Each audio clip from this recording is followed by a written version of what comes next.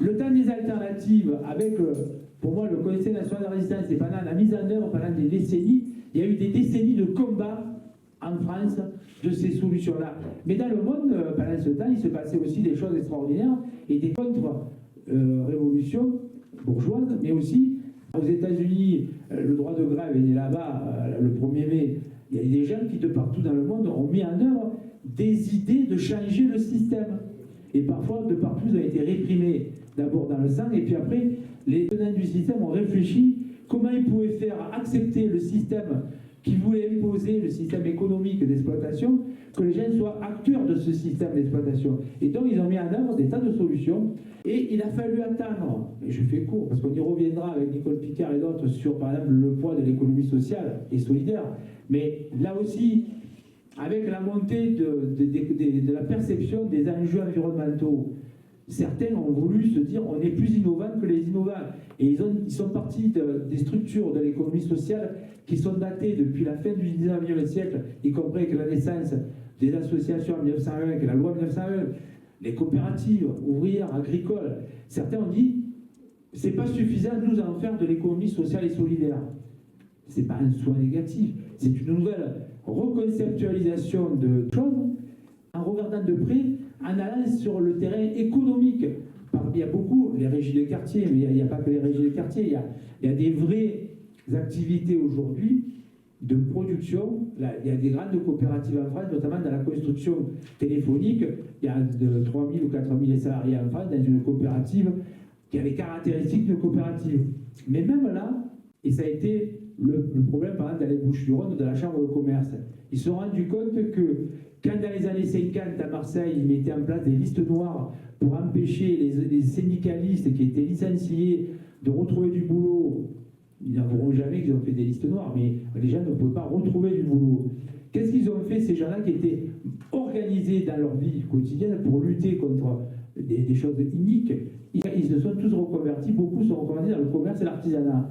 Et bien à Marseille, on a eu la naissance, c'est atypique, du MDS, le mouvement de défense sociale, de commerçants et d'artisans qui portaient un discours différent que celui du patronat. Et ce discours-là, il a posé tellement de problèmes à la Chambre de commerce des Bouches-du-Rhône qu'il a fallu qu'ils créent une organisation associative attenante au patronat des Bouches-du-Rhône pour combattre ce mouvement associatif, pour le dévaloriser et pour reprendre la main chez les petits patrons, parce que quand il y avait les élections professionnelles, le MDS avait plus de 50% sur les endroits de voix aux élections des artisans et des commerçants. C'est-à-dire que la bourgeoisie est toujours attentive à ce que les expériences qui se développent. Et c'est pour ça que nos amis, parfois militants politiques de l'écologie, le monde associatif de l'écologie, a été producteur de structures. Et on se rend compte très rapidement qu'en permanence, les gens ils remettent sur le métier des expériences qui visent à dévaloriser ces alternatives au système. C'est pour ça que, si je peux, en fin de matinée, quand notre ami Jean-Claude Voile sera épuisé et aura épuisé le sujet, avec Réna ici présente, que je veux remercier parce qu'elle ne parle pas beaucoup, mais qu'elle parle, c'est bien. Et puis, elle fait un travail considérable aujourd'hui avec nous en termes de vidéos, production de vidéos et de documents. On a une vidéo qui montre que, par exemple, les alternatives sont mises en œuvre par des gens très divers. Il y a par exemple le comité catholique parisien, qui est un centre de formation, qui se bat pour le commerce équitable, les circuits courts, et qui met en œuvre avec Artisans du Monde, Solidarment de la centrale d'achat et autres, des alternatives dans ce domaine-là.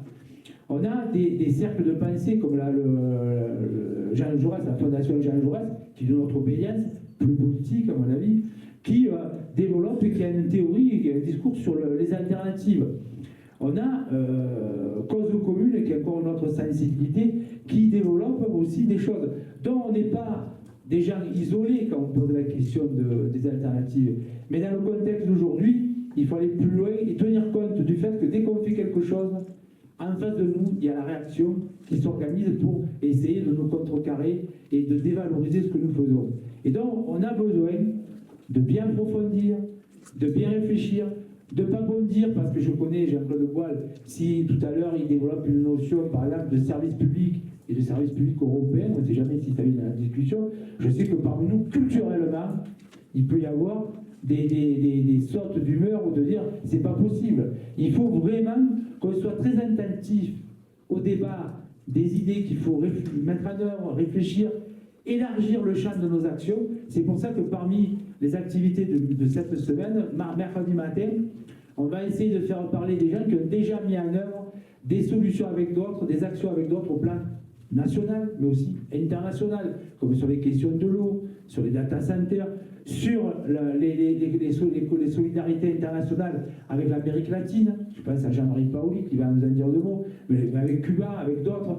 On a besoin de montrer qu'on peut faire avec peu de moyens beaucoup de choses et qu'en additionnant nos forces avec d'autres, on peut donner vie à l'idée d'alternative d'une manière complexe et simple en même temps. Et le problème qu'on a souvent, c'est qu'on s'arrête au milieu du gué. Quand on a une petite victoire, le vrai défaut, et je l'ai déjà dit dans plusieurs universités d'été, on a deux défauts, nous mais d'autres, y compris le monde syndical français, c'est que quand on a une victoire, on passe à autre chose, on ne la cultive pas.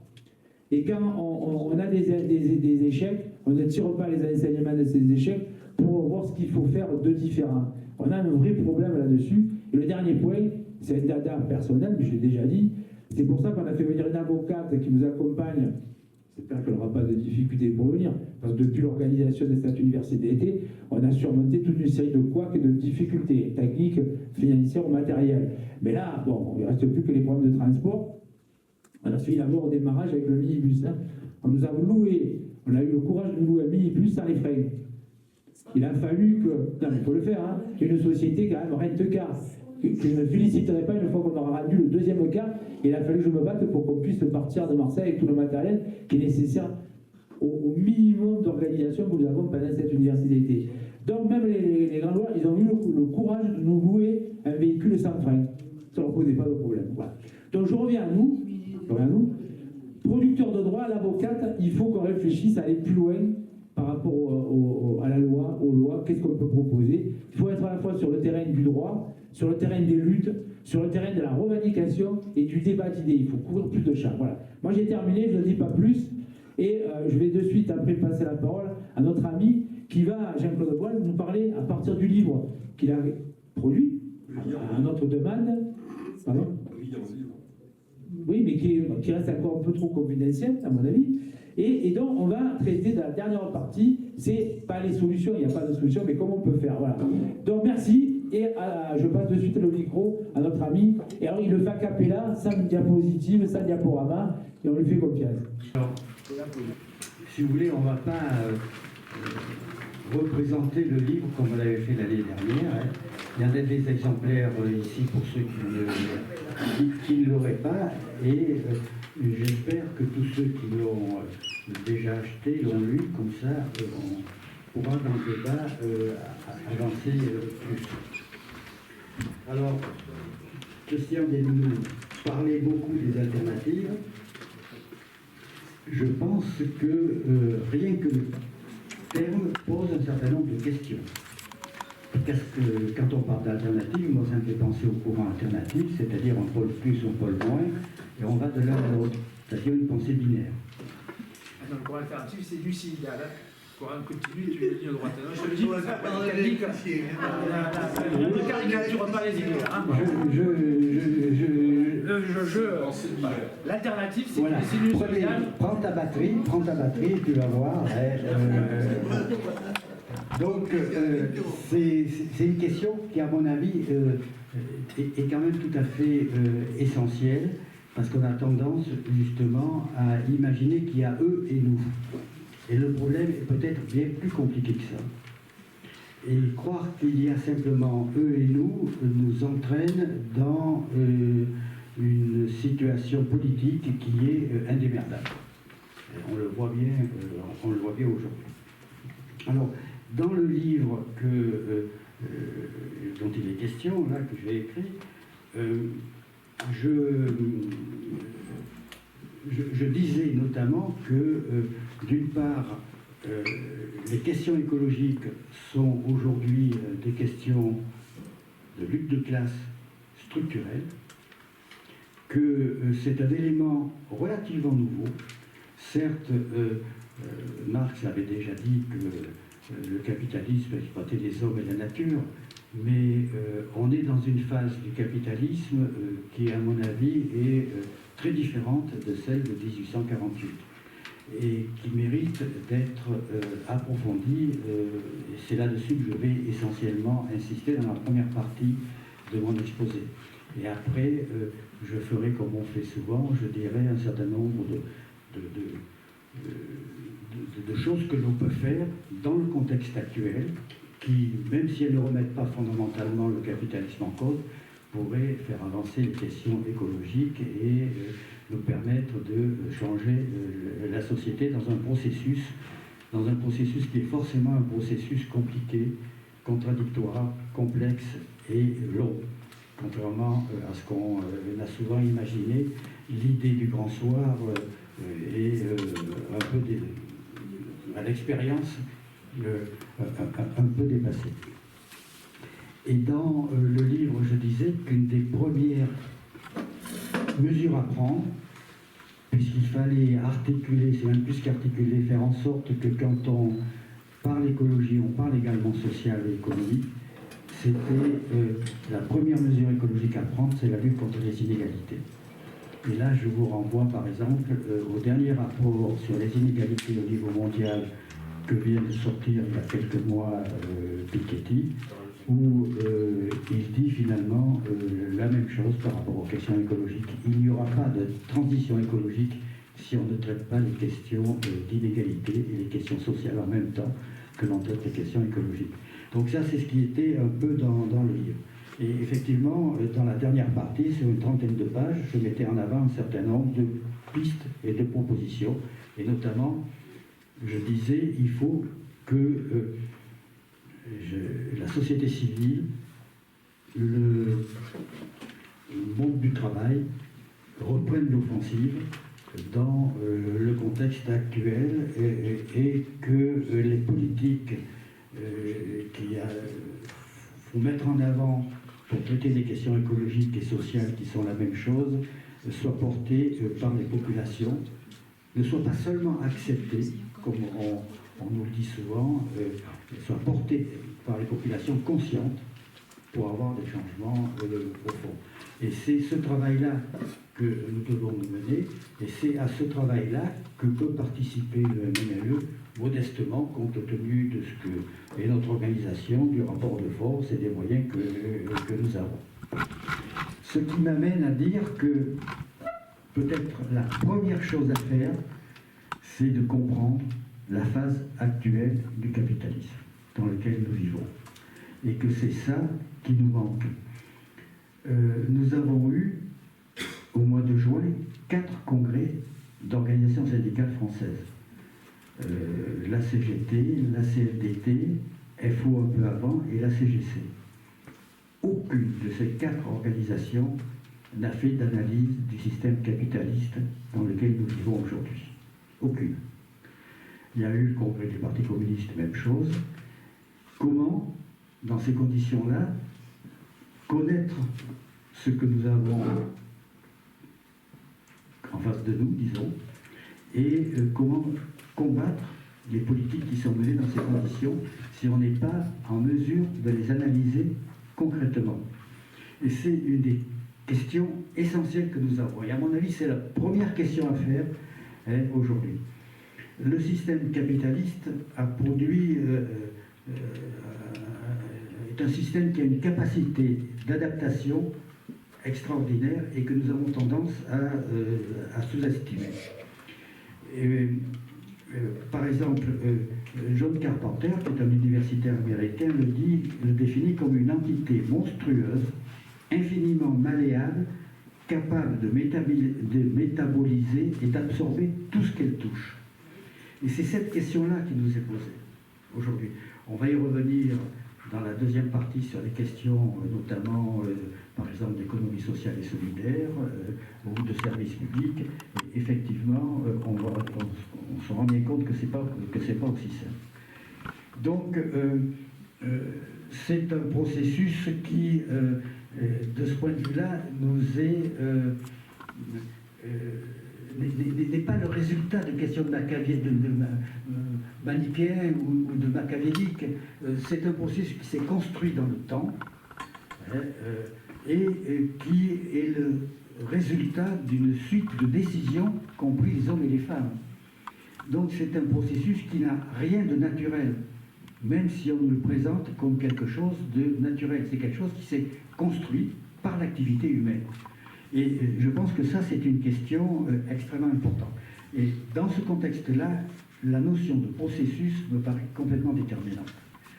C'est-à-dire que c'est pour ça que quand je dis c'est pas une question de eux et nous, c'est bien plus une question de comment on s'y prend dans le temps pour faire en sorte qu'on casse ce processus-là pour mettre un processus d'une autre nature, mais qui ne réglera pas tous les problèmes.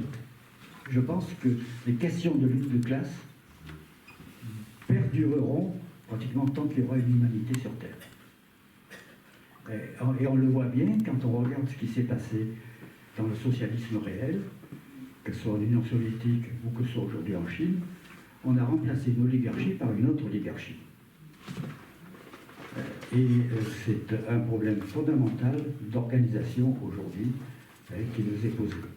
Ça, je vous renvoie au livre de Mitchell, justement, sur la loi d'Irène de l'oligarchie, à partir de l'analyse au début du XXe siècle de ce qu'a été le processus d'oligarchisation, justement, dans le Parti social-démocrate allemand, et qui est valable encore aujourd'hui.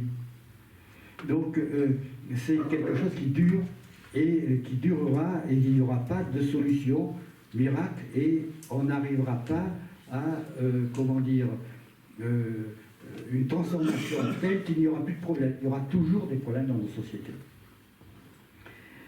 Voilà, c'est pourquoi il n'y a pas de baguette magique. Et le fait de ne pas analyser ce processus et la phase actuelle du capitalisme nous amène à le présenter de façon essentiellement morale. J'ai repris une partie d'une lettre de Patrick Lehigaric, vous savez qu'il fait une lettre régulièrement, il y a 3 semaines, un mois à peu près, où il s'insurge contre notamment l'attitude du gouvernement, les politiques du gouvernement dans le cadre des incendies que nous avons connus dans notre pays. Et je vais vous citer un petit peu un passage de cette lettre-là qui montre les difficultés que nous avons, à mon avis, à appréhender la situation. Alors, Patrick Lehigaric, il nous dit le capitalocène. Alors, pour ceux qui ont lu le livre, vous avez vu ce que je pense du terme de capitalocène dans le contexte actuel, justement. Le capitalocène, cet affreux régime qui fait feu de tout bois pour dompter, exploiter, surexploiter la nature et les êtres humains et animaux, est aussi pyrocène. Extraordinaire. On invente des scènes à tire-larigot et à un moment donné, ça n'a plus de sens. Et il poursuit.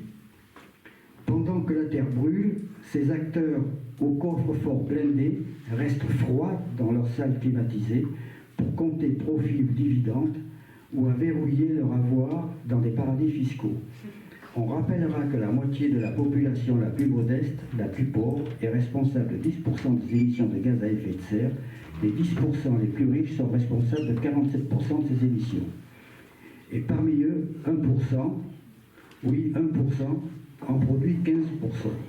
Donc les émissions de gaz à effet de serre. Entre parenthèses, Patrick Lehigaric, qui fait partie des 10%. Donc, on est dans les contradictions là aussi. Seuls les animent un triple primat, décider les finalités du travail de milliards d'individus, orienter les consommations et l'obsolescence des produits. Au bout du compte, l'affaiblissement de l'environnement, de la biodiversité et de la biosphère remet en cause les conditions d'existence de l'immense majorité des êtres humains et du vivant. Alors quand on regarde ça, quand on lit ça, oui, a priori, c'est juste. C'est vrai que les 10%, ils produisent 47% des émissions en gaz à effet de serre. Ça c'est des constats, des résultats d'études qui sont de caractère scientifique et qui sont incontestables. Mais ce n'est pas suffisant.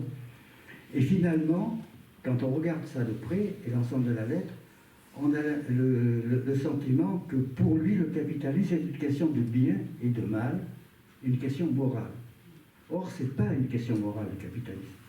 Le capitalisme, pour vivre, il a besoin que l'on ait l'accumulation du capital permanente et toujours plus forte.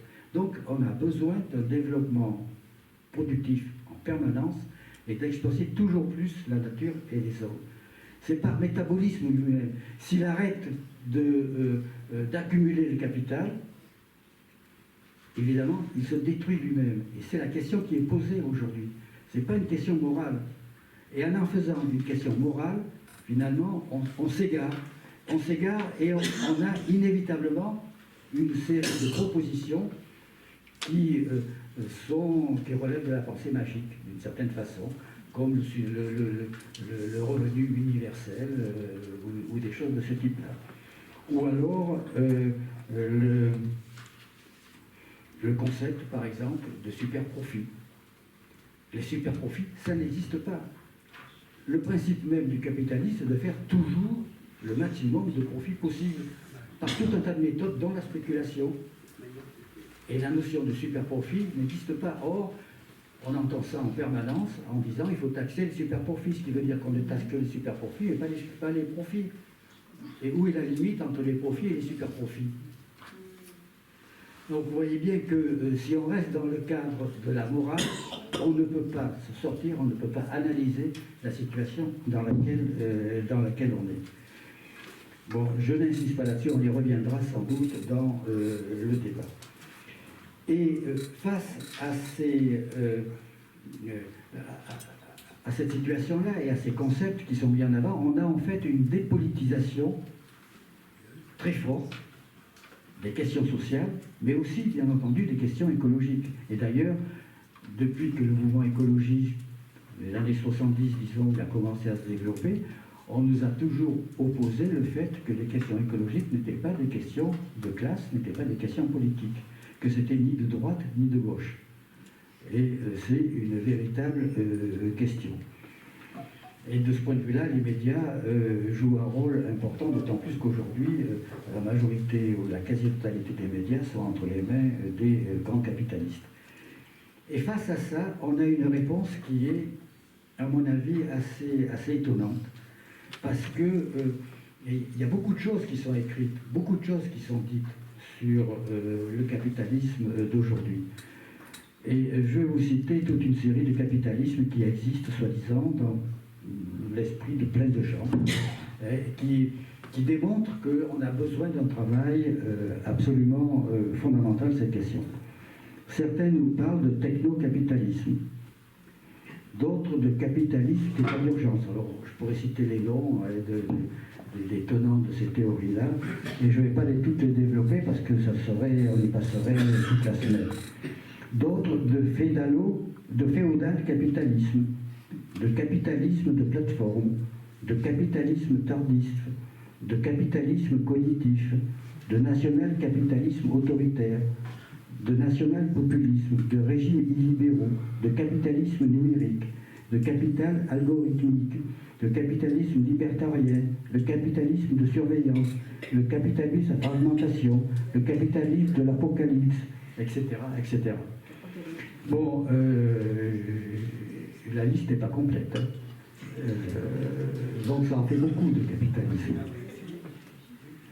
Et si vous voulez, face à ça, on a toute une série, effectivement, aussi de choses un peu de même nature. Et je vais en citer que quelques-uns, là aussi, mais j'en cite d'ailleurs quelques-uns, les gens discutent quelques-uns dans le livre. Mais, par exemple, il y a un bouquin qui a fait beaucoup de bruit aux États-Unis, qui a été présenté de façon importante en France, notamment dans la presse, disons, sociale, chrétienne, démocrate, qui a fait l'objet de notes de la Fondation Jean Jaurès, dont a fait état tout à l'heure Christian, qui s'appelle Abondance, écrit par 2 Américains, et qui vise notamment le Parti démocrate américain, et qui met en avant l'idée de économie de l'offre de gauche, en disant c'est à cause de la réglementation, donc reprenant les arguments de la droite et de l'extrême droite, que les États démocrates américains, comme la Californie, n'ont pas pu construire de logements parce qu'il y avait trop de normes, alors que le Texas, qui lui est républicain, a beaucoup moins de normes et a construit beaucoup plus de logements, y compris des logements sociaux. Et à partir d'exemples de ce type-là, il développe une idée d'une politique de l'offre de gauche qui permettrait aux démocrates de regagner le pouvoir. Et ce n'est pas un hasard si la Fondation Jean Jaurès, et vous allez le voir apparaître dans les débats pour les élections de 2027, a repris ce bouquin-là. Regardez le programme de Shift Projet de Jean Covici. C'est pareil. Il y a, si vous lisez le programme d'origine et les questions qui en découlent, sur le plan technique, j'allais dire, effectivement, c'est très intéressant, mais il n'y a rien sur le social. Ils se sont rendus compte il y a environ 1 an qu'il y avait un problème social. Donc, il y a eu une séance qui a été faite sur les questions de comment on intègre le social à Shift Projet, qui a été faite d'ailleurs dans une grande école de commerce à Paris. Et c'était présenté de telle façon que c'était des universitaires qui, du haut de leur tour d'ivoire, surplombant la société, expliquaient ce qu'il fallait faire. Donc rien à voir avec la profondeur et, j'allais dire, l'épaisseur de ce qu'est le problème social dans un pays tel que le nôtre et en général au niveau mondial. Je suis allé, moi, parce que ça m'intéressait de voir comment, justement, il passait ce cap-là, et ça pose un véritable problème. Prenez les propositions de l'Institut Rousseau, on a les mêmes problèmes. L'équinoxe écologique, c'est pareil. Bon, donc, je ne reviens pas sur l'éco-socialisme. J'ai entendu et vu des choses sur, comme réponse, c'est le communisme de luxe entièrement automatisé. Bon, vous voyez que, bon, voilà, j'ai parlé du rapport de Thomas Piketty, rapport 2026 sur l'inégalité mondiale et la fiscalité, etc. Donc, on voit que d'un côté comme de l'autre, il y a un vrai débat idéologique qui se pose.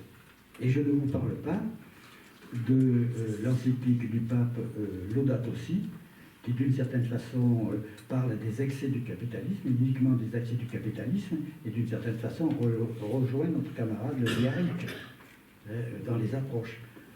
Donc, avec derrière un travail important de ce qu'est en train de faire l'Église, y compris sur les questions écologiques. Comme par hasard, dans Le Monde, de la semaine dernière, il y avait toute une série sur 5 ou 6 numéros sur toute la vie de Saint François d'Assise, qui était le modèle du pape François et qui parlait aux oiseaux, etc. Bon.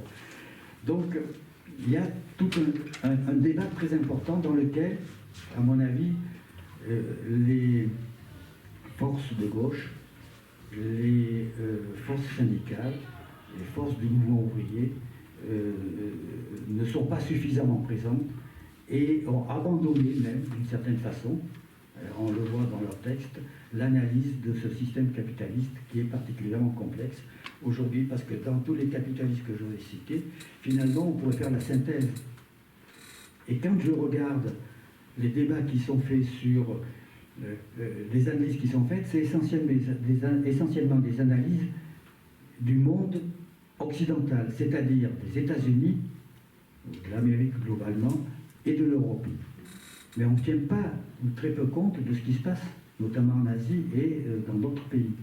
Or, reprenez ce qu'est le capitalisme chinois, et les quelques textes écrits par des Chinois sur leur économie et la façon dont ils voient le monde sont de ce point de vue-là extrêmement intéressants, parce que c'est à peu près les seuls qui présentent une vision globale de ce que peut être une économie dans le contexte aujourd'hui.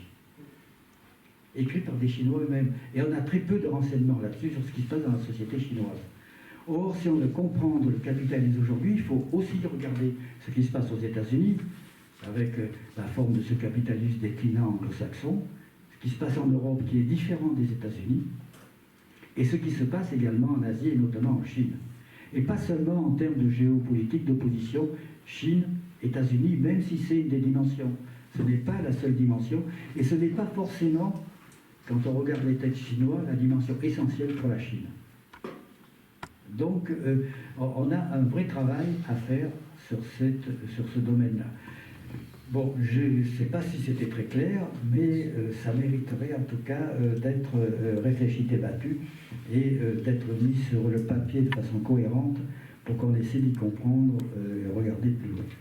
Alors, par contre, quand on regarde en même temps ce qui se passe au niveau de notre pays, au niveau européen, au niveau mondial, on a une espèce de déni de la question écologique.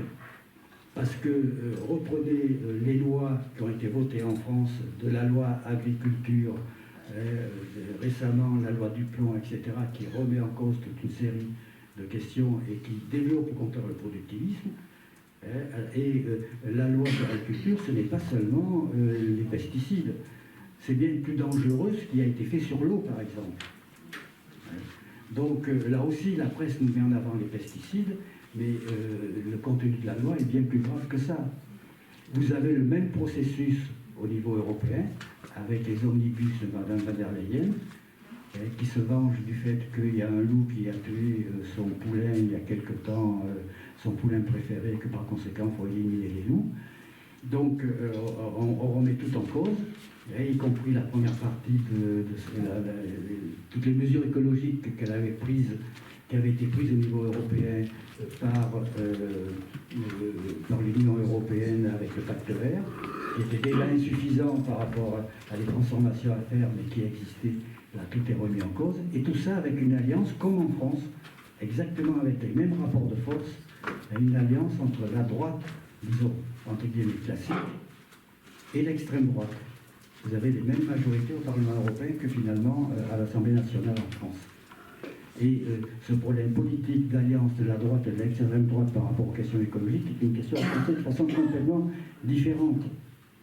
Parce que c'était évident qu'on aboutirait à ça, quand on voyait la composition des deux assemblées. Donc c'est une question de rapport de force à un moment donné. Ce qui veut dire que la lutte de classe, c'est une question de bataille permanente et de rapport de force permanent. Ce n'est pas une question qui se règle à un moment donné, simplement comme ça, même si c'est une sinusoïde dans le courant électrique. C'est du soïdal.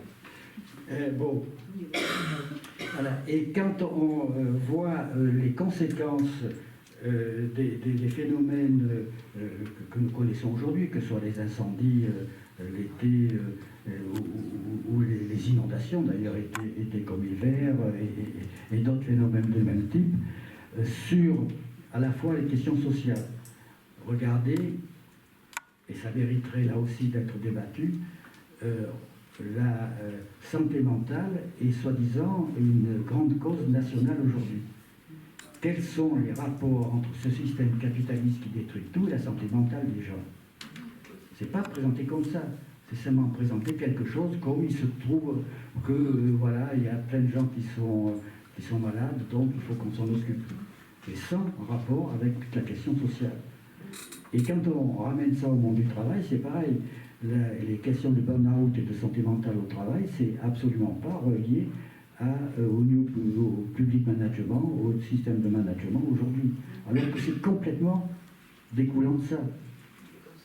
Donc on est là dans des débats qui sont à mon avis, là aussi, très, très hors sol. Et, voilà. Donc, les conséquences des incendies, on le voit apparaître sur l'économie, sur les sols, sur le vivant en général et tout, sont considérables et sont insuffisamment débattues et prises en compte. Vous voyez bien que vous avez une remise en cause, vous avez à la fois une instrumentalisation, une remise en cause du domaine scientifique. Et là aussi, c'est quelque chose qui est très dialectique et très contradictoire dans l'approche politique. Et ça n'empêche que, malgré tout, on a effectivement des choses immédiates que l'on pourrait faire qui amélioreraient considérablement l'environnement, les conditions de vie des gens, même sans forcément remettre en cause tout de suite fondamentalement le capitalisme. Parce que la remise en cause du capitalisme, à mon avis, ça sera un processus qui s'appuie sur tout ce travail-là. Alors, dans les pistes, moi, que je mettais en avant, pour ne pas être trop long, il y avait toutes les actions que nous connaissons, qui sont multiples, qui pour certains sont des actions inspirantes, pour d'autres. Tout à l'heure, j'avais une discussion avec André Trône en prenant un petit déjeuner, qui lui parle de communisme en acte, mais on va en rediscuter. Donc il y a toutes ces questions-là, mais qui ne créent pas un rapport de force, ou qui, même quand ils créent un rapport de force local, sont remis en cause par un rapport de force plus global. Et comme exemple, en discutant, parce qu'on a aussi abordé la question des communs, je disais, mais quand on regarde en Italie, où il y a une inventabilité sociale de la société civile assez extraordinaire, quand on regarde des sociétés européennes, vous avez plus de 150 chartes sur les communs au niveau de collectivités, de grandes villes comme Turin, Bologne, etc. Mais ce type de gestion locale n'empêche pas, au niveau du gouvernement, d'avoir Madame Belloni, c'est-à-dire l'extrême droite. Et c'est une des contradictions qu'il faut qu'on soit capable d'analyser politiquement, socialement, y compris économiquement, ce que ça signifie. Et pourquoi c'est comme ça? On se contente de constater les deux choses, mais sans voir quels sont les rapports dialectiques entre les deux. Ce qui m'amène à dire que, effectivement, il faut que l'on travaille donc et que toutes ces actions qui se passent localement sont extrêmement utiles parce qu'elles créent des solidarités nouvelles, elles créent des solidarités locales entre les gens, elles apprennent à travailler collectivement, à lutter ensemble. Et de ce point de vue-là, c'est ce qui travaille les sociétés en profondeur, et c'est sans doute quelque chose du point de vue du processus de transformation de la société qui est essentiel. Mais on voit que ce n'est pas suffisant si on n'en voit pas les limites et les contradictions, ou si on n'en débat pas les limites, si on n'en débat pas également les limites et les contradictions. Et c'est une des questions qui manque, ça. On sait se battre contre ici une ferme de 1000 vaches, ailleurs une ferme de je ne sais pas combien, de 100 000 poulets ou de 10 000 cochons ailleurs, etc. Mais on n'arrive pas à avoir une vision globale là-dessus. Deuxième question qui est complètement essentielle et qui, à mon avis, est un point aveugle, notamment du mouvement syndical, mais pas seulement, c'est le problème des processus de production des biens et des services. Ce n'est pas qu'une question de place du monde du travail dans les conseils d'administration des entreprises et éventuellement de droit. C'est une question de remettre en cause la transformation même de la matière telle qu'elle est faite par le monde capitaliste. Et du processus, donc, de la production de biens matériels, mais aussi de biens, bien entendu, intellectuels et de biens immatériels. Et il faut arracher ça au patronat et au capital. Et ça, c'est une question qui n'est pas débattue. Vous prenez tout ce que vous voulez, dans n'importe quelle organisation, ce n'est pas posé comme question. Or, si on ne traite pas ça, on n'aura jamais de transformation de quelque nature que ce soit. Donc ça me paraît essentiel. Et c'est compliqué. Il y a eu des tentatives historiques, mais qui ont toutes été très vite cassé.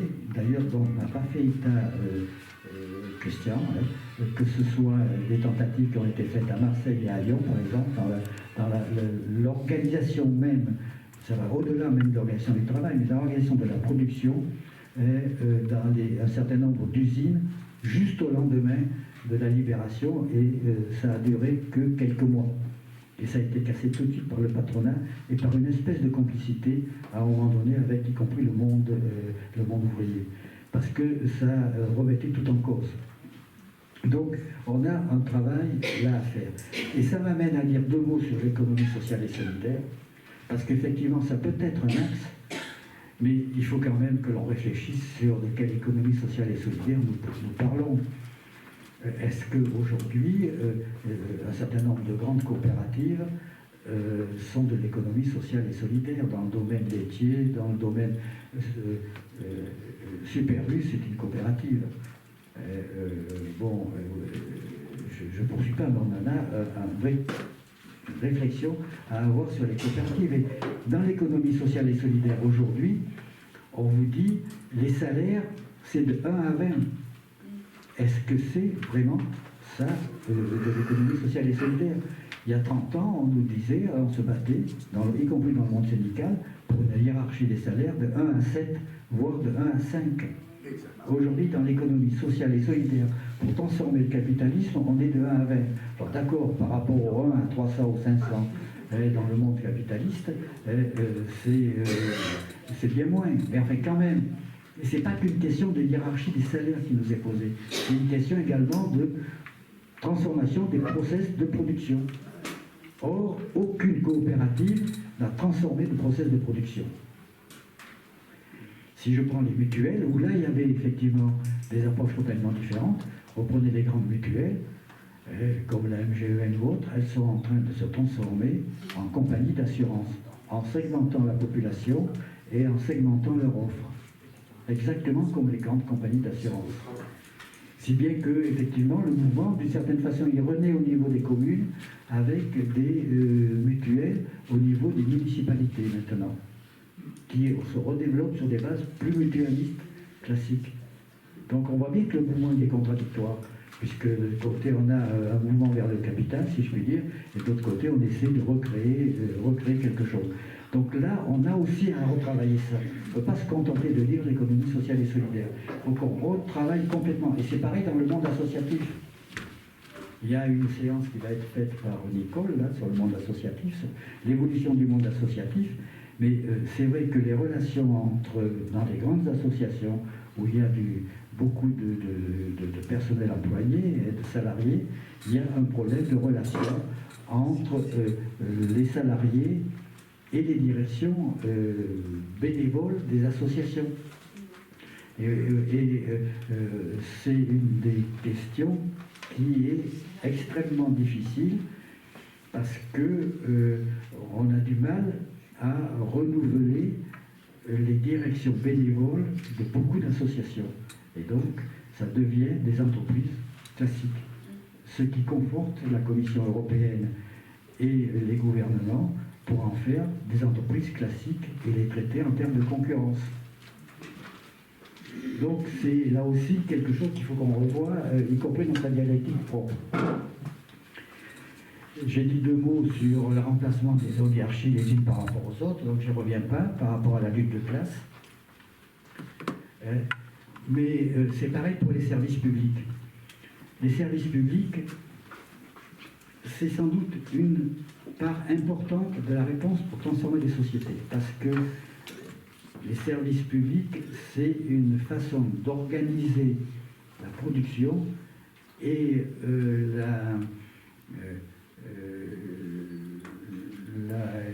la réponse aux besoins sociaux des gens et aux besoins fondamentaux des gens collectifs.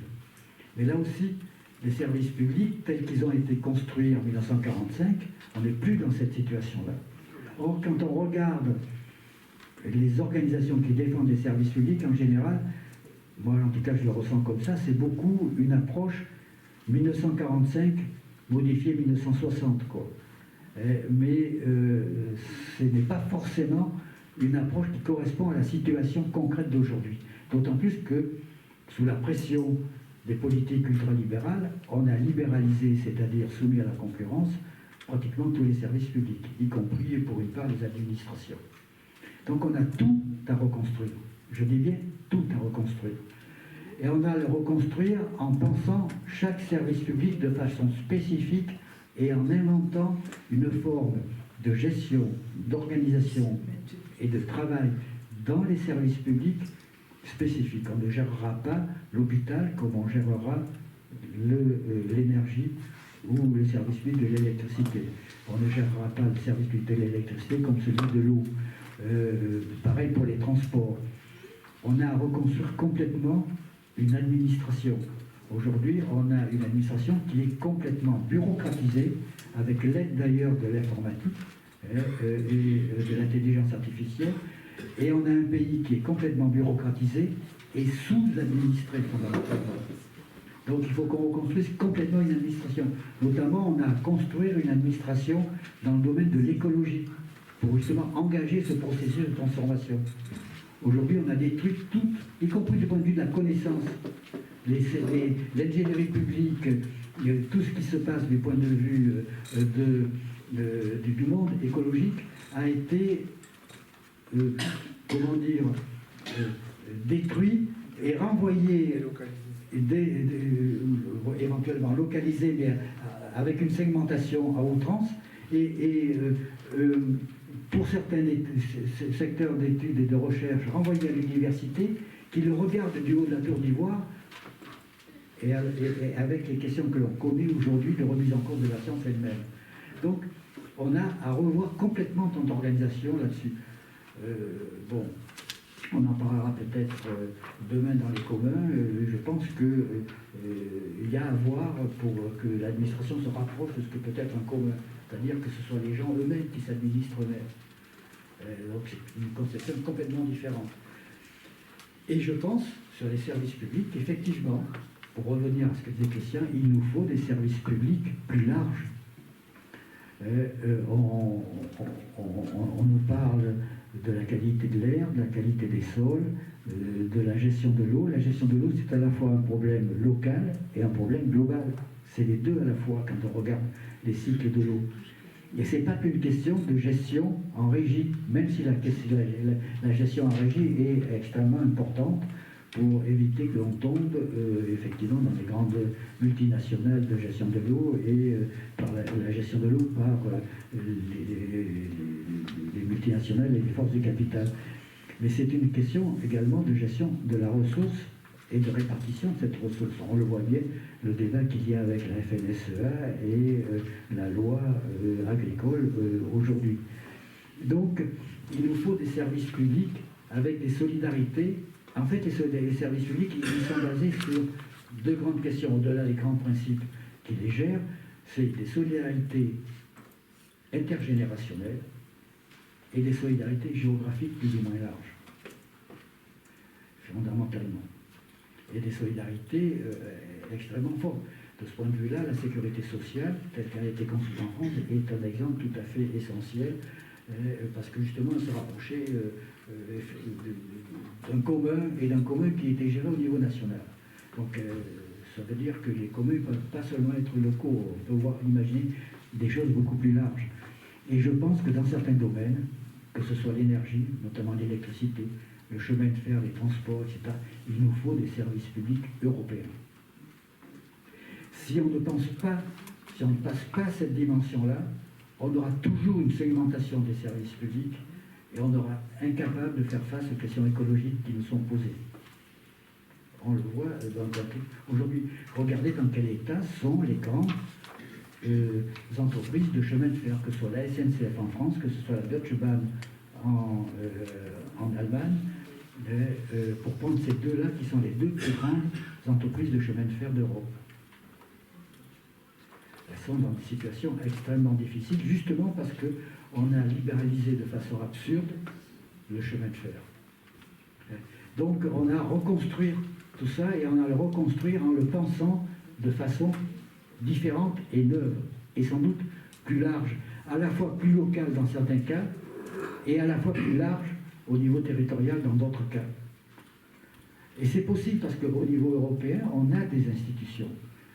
Et il y a même des services publics qu'il faudrait imaginer au niveau mondial. Mais là, on n'a pas d'institutions qui correspondent à la possibilité de gestion. Mais au niveau européen, on l'a.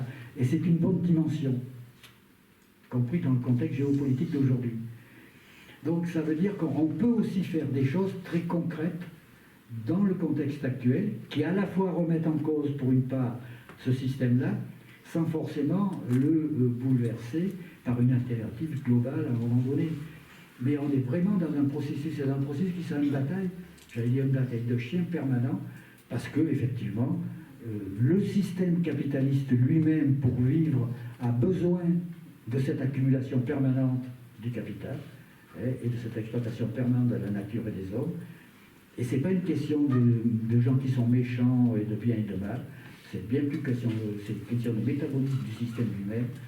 Et en même temps, on a besoin de ces transformations, et ces transformations se feront de façon, par un processus qui est long et difficile, qui implique des rapports de force permanents, et des rapports de force au niveau local et au niveau plus large.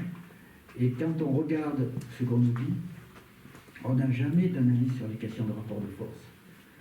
Alors, en 1905, au congrès d'Amiens, la CGT avait mis en avant la notion de double besogne, c'est-à-dire à la fois justement ces actions locales permanentes, pour parler syndicalement, l'histoire du carreau cassé qu'il faut remplacer, parce que ça entraîne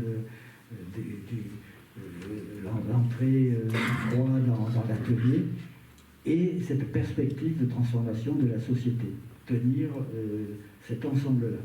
Et c'est une des questions qui nous est posée, et mon sentiment, c'est qu'on a oublié à la fois les deux questions d'une certaine façon, mais notamment la question de la perspective de la transformation en termes de processus, en le pensant trop peut-être comme une question qui devrait se résoudre d'un seul coup.